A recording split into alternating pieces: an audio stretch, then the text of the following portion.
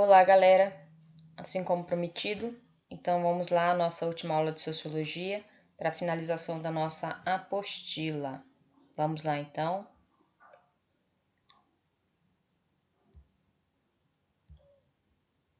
Vamos lá. Então, nosso último conteúdo seria sobre socialização. A gente sabe que o ser humano, ele é um ser social, então ele necessita de outras pessoas, de outros grupos, de outras convivências, para que ele consiga ter uma formação cultural, uma formação social, né, dentro do seu nível de desenvolvimento. Então, nós precisamos de outras pessoas para nos desenvolvermos.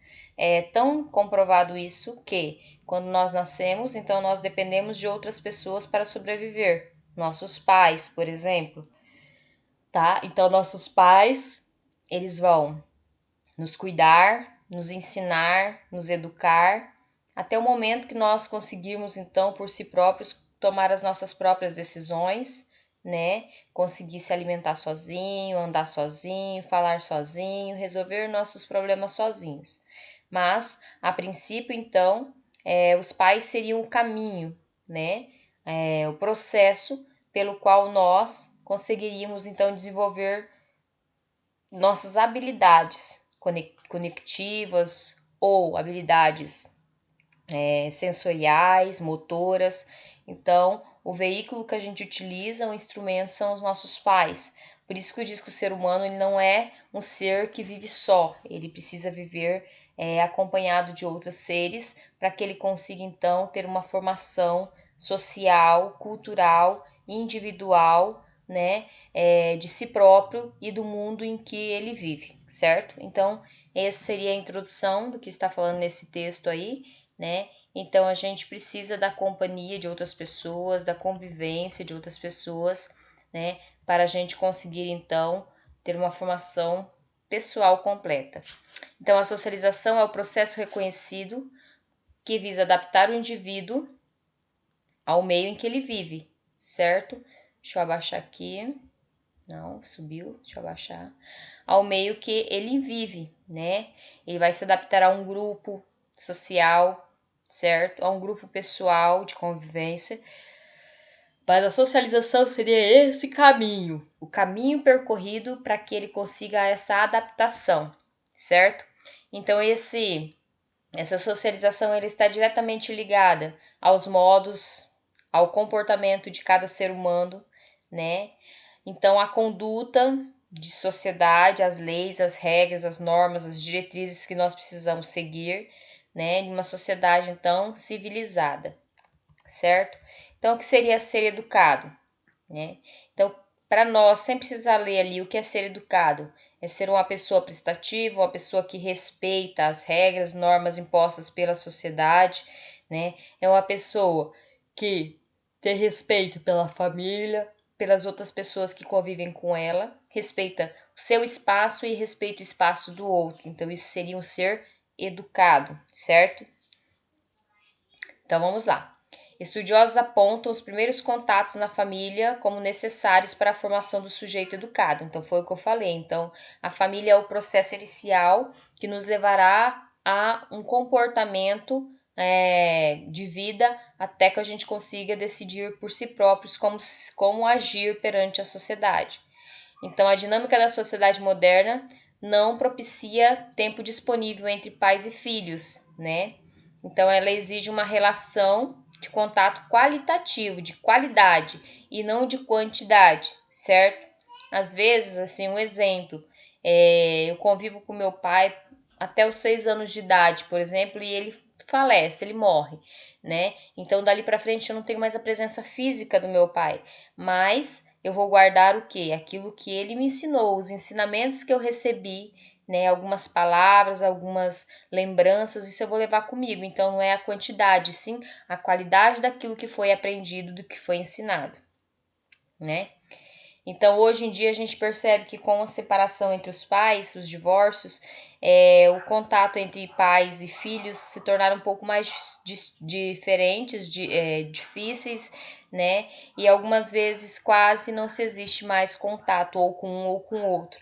Então, aquilo que a gente Só um minutinho. A gente guarda conosco são as lembranças, os ensinamentos que a gente recebeu enquanto ele estava ali, convivendo conosco. Se esses ensinamentos foram bons, que bom, parabéns, isso vai ser muito útil. E se foram ruins, você vai ter que se adaptar a tentar fazer aquilo de forma contrária para que você siga um caminho diferente daquele que você foi educado para levar, certo?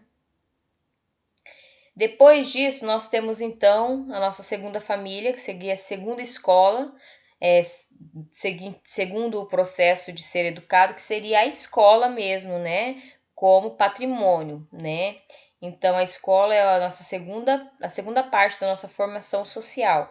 É ela que vai nos direcionar dentro, então, de leis e diretrizes sociais, né? Vai ensinar formas e regras de convivência, a respeitar os outros, né? Dentro daquele recinto. É claro que a educação vem de casa, da educação que os nossos pais deram pra gente, e a escola vai o quê? Ela vai direcionar essa educação, ela vai criar caminhos para que você se torne cada vez mais educado perante a sociedade em que você vai viver. Nós dizemos que a socialização, né, pode ser entendida como um processo, como a professora falou lá atrás, por meio do qual os indivíduos recebem as informações, assimilam normas e valores de determinada sociedade que lhes permite desenvolver a capacidade necessária para o desempenho com êxito do seu papel social. Então, somos, nós nascemos vazios e somos programados com o tempo, certo? A ser seres sociais, porque nós dependemos, né? Nós dependemos dessa socialização para a convivência em grupo, para a convivência de mundo, tá? Para a convivência de mundo e para entender o que o mundo quer de nós e o que nós queremos do mundo, certo? Então, essa seria então a conceituação de socialização. Então, seria esse processo que é o caminho que a gente segue até a gente conseguir assimilar as normas, aprender normas e diretrizes para que a gente consiga desempenhar um papel dentro da sociedade. E dentre esses agentes de socialização, que são os meios pelos quais a gente percorre para chegar aos fins, então a gente tem aí a família, que é o primeiro, né, a primeira exposição aí que a gente recebe, é o primeiro aprendizado, certo? Depois a gente tem a escola, como a professora falou para vocês, certo? Depois nós formamos, quando a gente vai para a escola, a gente forma grupos, somos nossos amigos, nossos colegas de sala, as pessoas que se adaptam mais aos nossos gostos, as pessoas que a gente gosta, então a gente forma pequenos grupos. Depois, com o passar dos anos, a gente cria os grupos de status, ou seja, quando a gente tem um trabalho, por exemplo, né? Então a gente cria os grupos de status. Porque dentro da minha profissão, eu preciso, então, eu tenho a minha vida pessoal e tenho a minha vida profissional. Minha vida pessoal, eu sou da forma que eu quero ser. Na minha vida profissional, às vezes eu tenho que ter um status, uma aparência, certo? E é aí que entra então esse grupo de status. E 5 é o grupo de referência, né, que são os símbolos, os modelos de comportamento que a gente quer seguir. Então, isso pode vir através de artistas de televisão, jogadores de futebol, líderes religiosos ou políticos, escritores ou pessoas influentes na sociedade. O papel do meio de comunicação. Então, primeiramente, o meio de comunicação eles teria o papel de informar, né? Então, ele exerce influência no processo de socialização por meio de incentivos, tanto positivos quanto negativos, em relação às pessoas. Quando a gente fala, por exemplo, no sentido positivo, né? Então a televisão ela vem informar, é um meio informativo, te deixa rapidamente por dentro das notícias do que está acontecendo no mundo. De uma forma negativa, é quando ela vem vamos dizer assim, ela vem impor regras sociais ou regras de etiqueta ou mesmo tipologia de corpo, né? Por exemplo, as pessoas têm que ser magra para você ser modelo, para você ser artista tem que ser bonito, magro, né? Então coloca lá um estereotipo que a pessoa deve seguir. Então esse é o ponto negativo e é muito influenciável tanto na religião quanto na política. Então a gente sabe que a gente tem a socialização primária. A primária é quem? É a família, né? a convivência com os parentes, né? Informal. Depois a gente tem a socialização secundária, que é o quê? É o trabalho, né? Quando eu começo a trabalhar, então é aquele grupo secundário a qual eu vou pertencer, certo? Então, grupo primário, né? Que seria a socialização primária, é a família, e o grupo secundário ou socialização secundária é quando se trata então da minha vida social, referente à minha profissão, né? Ao trabalho que eu vou desempenhar, a questões religiosas, tá? Então, seria os grupos secundários. Então, pensar em socialização é compreender os mecanismos pelos quais ela acontece, os instrumentos de realização, certo? Então, a família é um desses meios, certo? Então, punir e estimular são estratégias eficientes, tá? Então, será que são mesmo eficientes? Então, quando a gente pune uma pessoa por algo, né? Se a gente tem certeza, e depende da forma como a punição ela é feita, ela é concretizada, isso sim pode render algum benefício.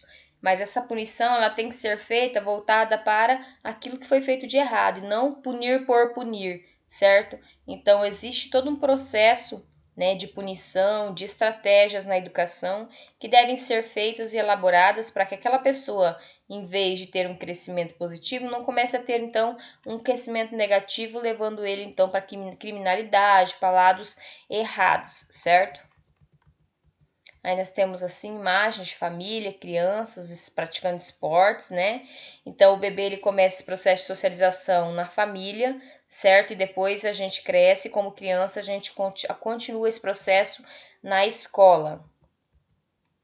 Então Norbert Elias dizia assim, né? Ele direcionou aos seus estudos a socialização, certo? E buscavam a compreensão das características contextuais da vida social.